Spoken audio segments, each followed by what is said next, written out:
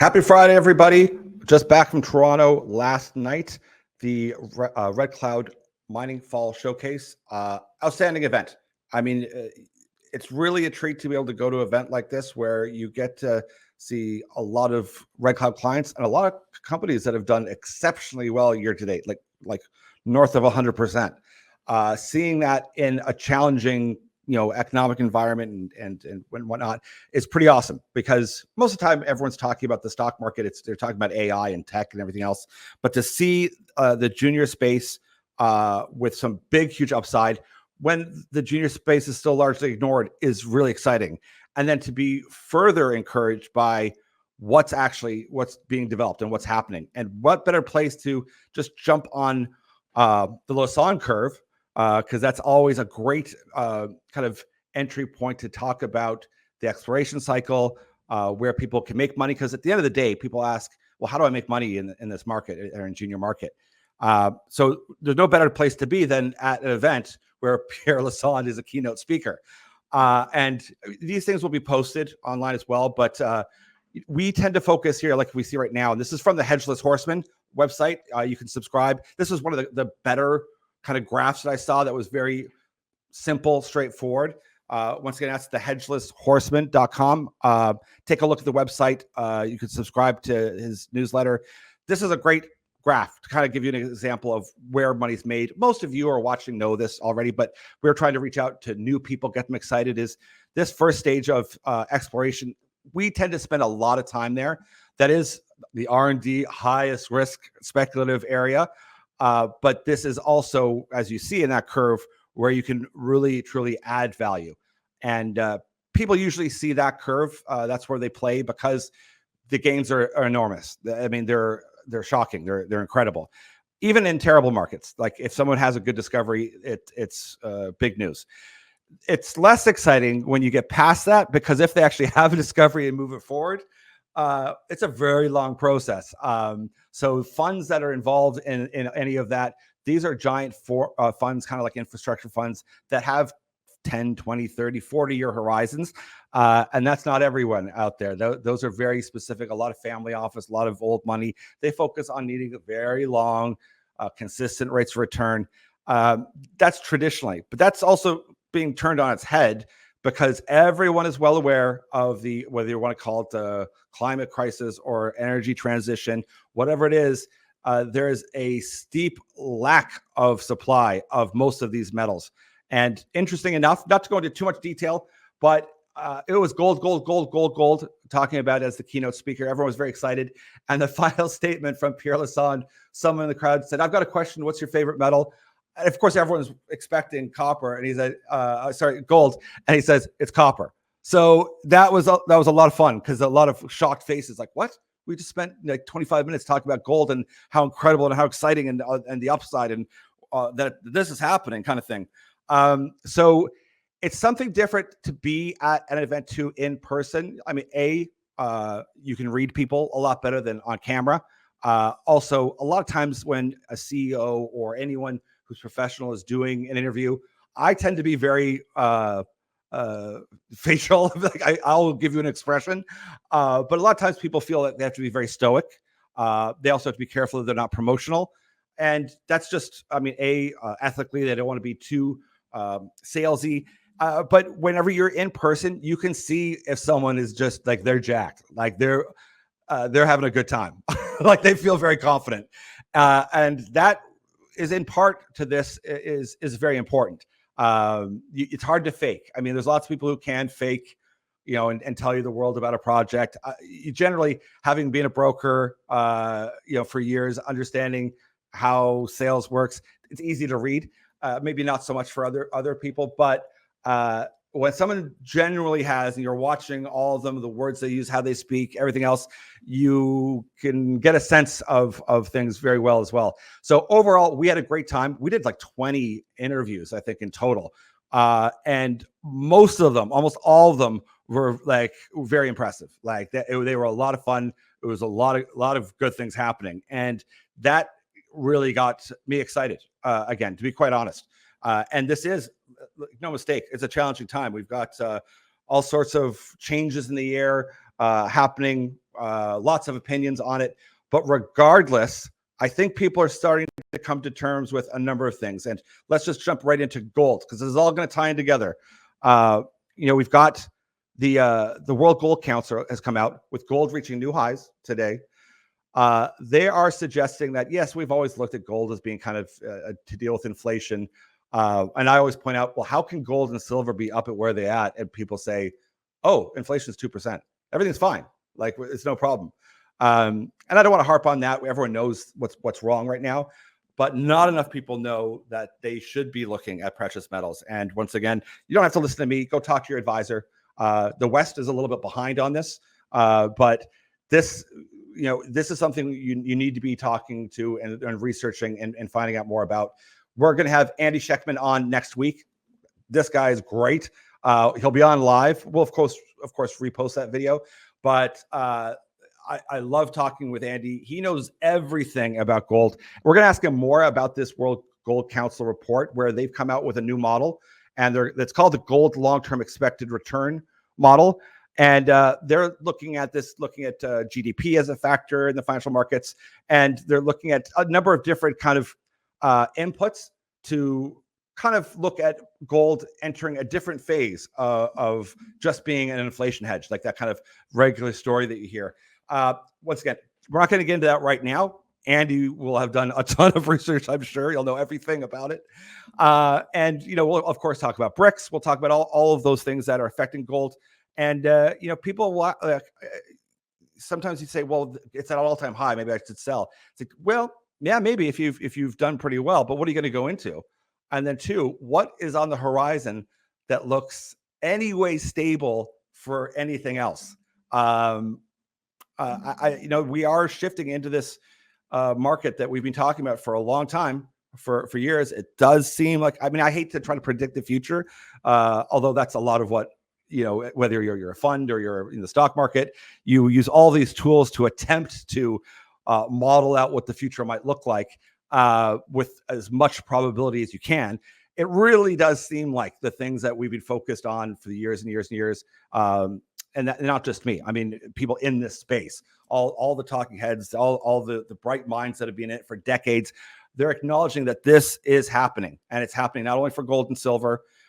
It's this realization there on that front, and it usually starts with that, to then all of these producers, which are doing quite well, and they're aggressively moving. They're doing an M&A. They're looking at deals they know they have to replace or that they're using. It's going to ramp up, and we've talked about it before. When they start doing well, if you want to squeeze money into this sector, it's challenging. Like, it doesn't take much to make it go spiral upwards, like exciting wise. So even giant funds that look at deals, they're like, oh, how do we get into this? Like, we spoke with one company. We'll jump into it here in a second. They've got $100 million from BHP, and they'll take that to an institutional client, and the client might go, well, we need to give you like a couple billion, but we can't give you a couple billion. You don't even have that's not even your market cap. So there's this big gap between the huge amounts of money that are flowing out there that can't get into some of these projects because it's just too big. They need to place like 500 million at a time. The numbers out there in finance are staggering. I mean, you're almost getting bored to death with a $12 billion chip deal here and this over here, and $100 billion AI deal over here. Like, the numbers are staggering. Whereas, like, it doesn't take a fraction of that to start moving a mining sector. And once again, you can't have any of that. You can't have any of the chips unless you've got all the mining and material. And all of the whether it's Wood Mackenzie or analysts at Goldman Sachs have been saying there's a copper shortage, there's a demand and supply need coming. We're going to be reaching it very quick. BHP put out a great report. It's 30 pages on copper demand. So what this needs is to reach as many people as possible to get them excited about what's happening here. And Andy Schekman is going to be great. We're going to talk to him next week. So let people know that's going to happen. We're going to put that out there too. And that's going to be a lot of fun. And we'll chat with that specifically about him. Let's cover up a couple other just news pieces before I go into more about the entire show, because we're going to have like 20 interviews out next week. And we're not sure if we're going to just plop them out all at once or just one at a time. But but reach out to me too. We'll be writing quite a bit about things that I like, what I saw. Some of these stocks as well, they're already up, doing very well. But let's just, before we jump into that, just acknowledge a couple other deals going on. General Motors informing Lithium Americas their $625 million joint venture at Thacker Pass. That increased GM's stake to 38%. That's moving forward. We saw Rio Tinto with their lithium deal. Lithium was down low. A lot of lithium companies were struggling. Hey, listen, there's a general business cycle, but there's also a cycle within the cycle of mining. People forget. They think, oh, the lithium sector is dead. I'm going to shift over to uranium. Then I'm going to shift over to gold. Then I'm going to shift over to here. Listen, all of them are going to do very well. Lithium is going to get back in the hot seat here again soon, because people are going to realize where does all the lithium get processed? How are we going to get our lithium? That's going to matter. China is the dominant player in all of this stuff. And that matters because we just saw Kazatomprom, like 50% of their supply has gone right to China. That shot Cameco up in the last month, like 50%, but really in the last week, since that news came up, quite a bit as well. We love Cameco. We've owned it for a while. We're happy with that big gain. We're looking now at some of these exploration stories that we talked to at the show that are looking exceptional. And that's big news because that falls in line with the BRIC story. So it's a gold story with Kazakhstan. They're more inside with Russia and China than they are certainly with the West. They're in a tough situation because they're right literally in the middle of that border there as well. But they're walking a fine line of their relationships and what they're going to do. And we see a lot of countries like that. And it's a lot of lack of leadership from the West. And there's jockeying for positioning as to who's going to start working with whom. And, we really need to make some stronger partnerships out there. But regardless, the amount of uranium that's going to be required, and since 50% now is going to China, that means, let's go. We're going to have to do a lot more drilling, get some of these assets going. And that bodes very well for Cameco and the rest of the companies that are exploring and building. And Cameco's not exploring. They need to start adding pounds. So some of these projects that have exceptional results, they're going to start looking very attractive too. And when these companies start making money, look at some of these gold companies. Like, they're going to be posting returns here soon. When they put their earnings out, they're going to be like staggering. And we haven't even gotten into the juniors that are doing well. That's going to be reflected soon and cause some of these majors to be catching a lot of attention. But they're going to have all this cash flow, and they know they have to start buying some ounces. They got to replace them. And this all trickles down. So let's, I've jumped around a little bit here just because I'm excited. We've talked about, a lot of things. But let me just pull up some of the notes here from the discussion at Red Cloud, because once again, being there, seeing the energy, it's pretty exciting. And to hear people just engage in what they're doing, and they're very excited. It's invigorating. It's exciting.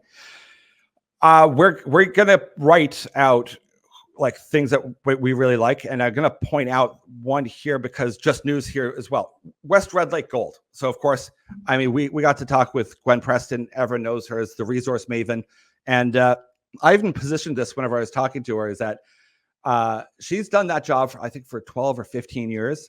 Built up that brand, built up that amount of work and effort. Very well known in the space. She's probably interviewed every company, knows everybody. So for them, that's Westlake Gold, to attract her, and of course we didn't ask her what that would be, but I said they must have, like, to get you to come on board to just focus on them. That must have been quite an attractive position or opportunity. And of course, she's laughing because it was. You would have to get, for someone like that's so well known, that it knows all these companies very well. You would have to offer them something very special. And not only that, she would also know that there's something very special there. And this one is going to be a fun one, which we're going to get into much more in depth with. It was a great interview with Gwen because it does come with some controversy, because it is that pure gold Madsen project along with another project. But really, we focused on kind of the Madsen discussion with Gwen. that people have very strong opinions on. But I mean, today we just see Westlake Gold announces upsize to previously announced bought deal public offering. Big upsize. Sorry, I'm losing my voice here. I was speaking the last 2 days so much that thankfully I'll have the weekend to not speak to anybody. But anyways, that alone is one that's very, very interesting. And this ties into the Lassonde curve because this is at that other end. And Gwen's kind of stressed this. People don't realize how near term they're talking about getting production going. And if you want exposure, not to just, I mean, they've been hitting great grade. I mean, if you look back the last weeks and months of news releases, their assays are fantastic. So you've got that story. You've got a growth story there. But if you're looking for someone like who's going to be a new producer, who's coming on board, well, here you go. If you want some appetite for that, this is very near term. And Gwen, of course, is happy to talk to people that have any interest. We're going to try reaching out to her as much as possible to get some feedback and some info about it. But this is very exciting project. We're going to do a deep dive into it. And we would love your feedback because it is going to have a lot of, upset people that were in pure gold that didn't make out so well. And we'll talk a bit about that, what happened there, but also why sometimes in mistakes are in, issues that can also guide another team management and another, whack of money to come in and go, we see how we can fix this. And we see the upside and the opportunities. That's painful for the group one, but group two goes, no, we see where this can work. Of course, this is a Frank Juster deal.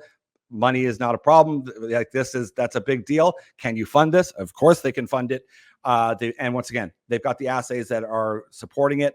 But what makes it interesting is that near term, and it's controversial. So this is going to have lots of volume. It's going to have a lot of eyes on it, and they're going to have a lot of news flow. So those are all big things that people want to see if they're involved in any stock.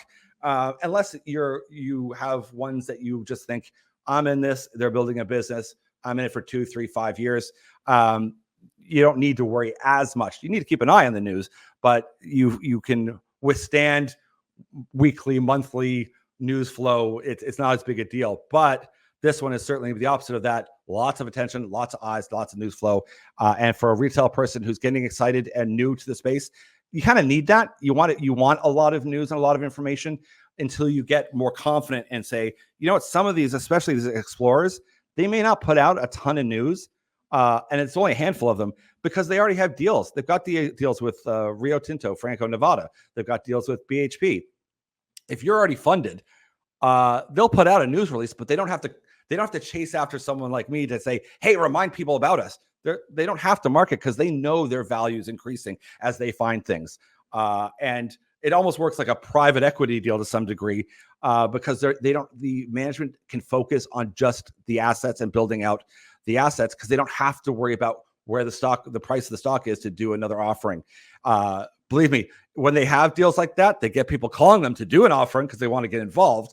But that's kind of the juxtaposition of this kind of market as well. As some of these ones you don't hear as much about, they're just trucking along quite happily because they don't have to come to market and tell you all the time and raise money, which whether it's biotech R&D, tech R&D, or mining R&D, the exploration side, you constantly need money.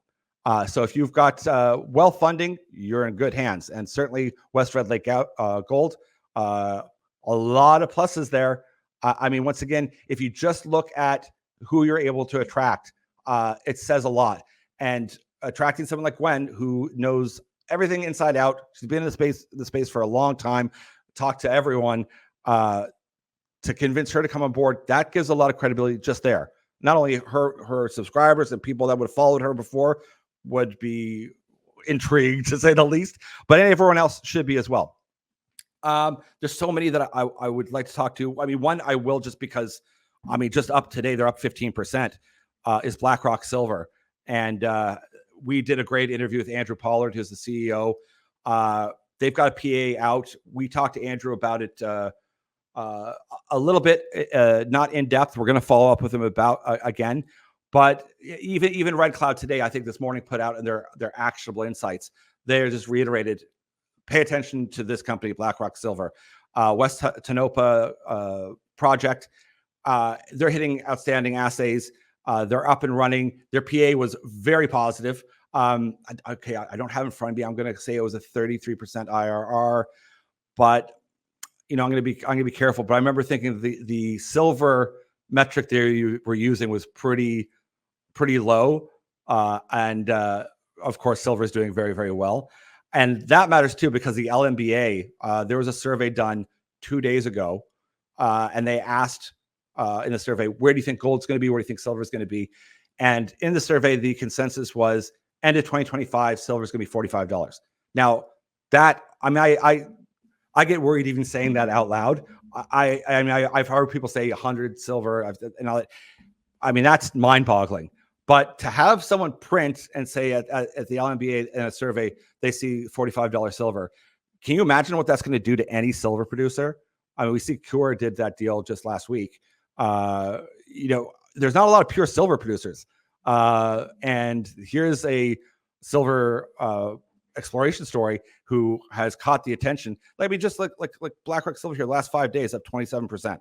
I mean, that's huge. And it's not just like a pump. When you see the interview with Andrew, you're going to see why. There's a lot happening. There's going to be a lot of news flow. It was quiet for a while, and he explains why that is. But that's just another one of the people we talked to that it was just eye-opening. And that's what makes kind of going to these events so special and so exciting.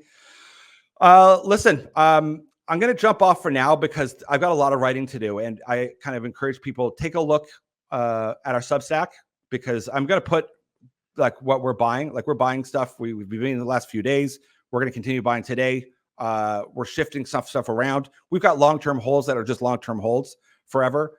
I mean, one of the ones we love is Power Nickel. They were there. Can't say enough about Power Nickel. I mean, the confidence of Terry Lynch is incredible. Today they announced their spin out as well. This is a big bonus to anyone. And what's great is, Terry said before, we're going to have lots of news flow. We have no idea what that news flow is, but today we find out, okay, well, here you go. You're going to get this new SpinCo. It's Golden Ivan property and some Chilean assets spun out of the company. There's 13 mineral claims, a total of 797 acres.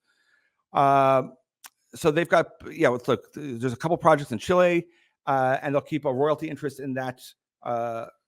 This is a terrible, I'm not good with pronunciation, but Copaquare project.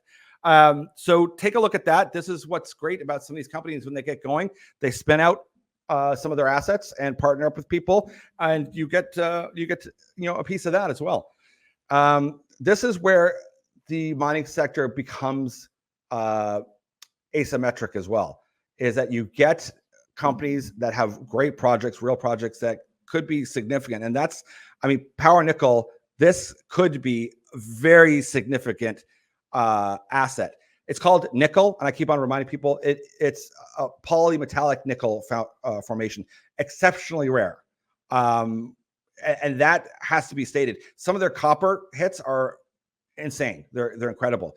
And these types of deposits, if it becomes what it's looking like, are exceptionally wealthy, and they're worth a lot. And it isn't just that it's nickel. There's a nickel formation. There's a copper component. There's spun out other things as well, depending on what it is. We talked about Nornickel or Norilsk, and I want to say that they've produced like 20 million ounces of gold, and people just think of it as a nickel mine. It's the same type of deposit. I don't want to get too kind of ahead of myself as well. I'm not a geo, but that certainly Dr. Stephen Beresford has made that comparison in video, and that gives you a lot of confidence. Once again, none of these things mean a guarantee of anything, but when you have, like with Power Nickel, 11 billionaires, a lot of them are mining people in it. There's a reason. There's a reason for it. When they're telling you we're also going to have news and we're drilling, and we're doing this, we've got all the support, that goes a long way. And when you're looking for companies that will stand out when this mining cycle really takes off, it's starting.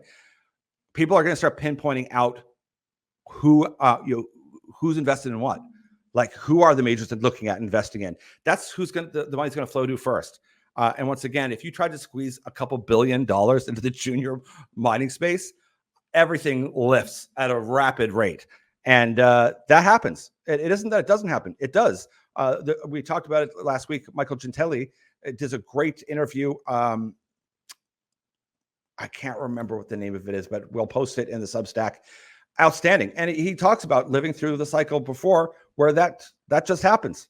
All sails get raised or all ships get raised, but the ones that have a lot going, they can really go. And they should. I mean, most of these companies and projects are so undervalued, and it's mostly just because people don't know and they don't care. You don't have anyone other than the odd article about critical metals in the Wall Street Journal or CNBC. Most people don't know what you're talking about that. And that's where we find, if nothing else, I want people to share and send to someone brand new and tell them, listen, just listen to this. You don't have to go buy a stock or even care. But if you do and you don't know what you're doing, like we've said before, a lot of times, go talk to your advisor, go talk to Sprott, go buy an ETF, go buy the junior ETF, whatever, like get involved. You don't have to follow what I'm doing or what I say or anything like that, but get excited and share it to someone new that can see that there's enthusiasm, that there's a lot happening. Because at the end of the day, people say, well, what's in it for me? Like, yeah, I want to help with the energy transition. I want to be involved in that. But you go, well, yeah, sure. You can also lose your shirt in a lot of these solar panel deals, like or clean energy deals. They can go south very quickly. Where you want to be is you want to be the person supplying all of the ingredients to make those. China's going to make all the solar panels. Well, where are they getting the silver from? So you can really take advantage of an unloved sector, ignored, and really taught to be hated, even though it shouldn't be, yet is vital. It's foundational. It's critical. It's the only thing that's going to give you a chance to do your energy transition. And people still haven't put that together. But once they do, this market's going to do very well. And that's enough of my excitement. I wanted to translate that, but take a look at our Substack. I'll flat out tell you what we're buying like right now. And come join us and give me your thoughts. Tell me like, oh no, I don't think that's very good. I think that's not great. We love them. We love your opinion too. There's lots of smart people watching that have been in this game a long time, and they know projects as well. And they'll say, oh, I know that person, or I know this person, or I know that. And we love it because that's good feedback, a little debate back and forth. That's what makes us interesting. And what we need is we need a lot of excitement and interest, and to get people to shift and realize at the end of the day, I want to be a part of this, but I want to make money. And I mean, I have to be careful saying things like that, but there is an opportunity for asymmetric gains, massive gains.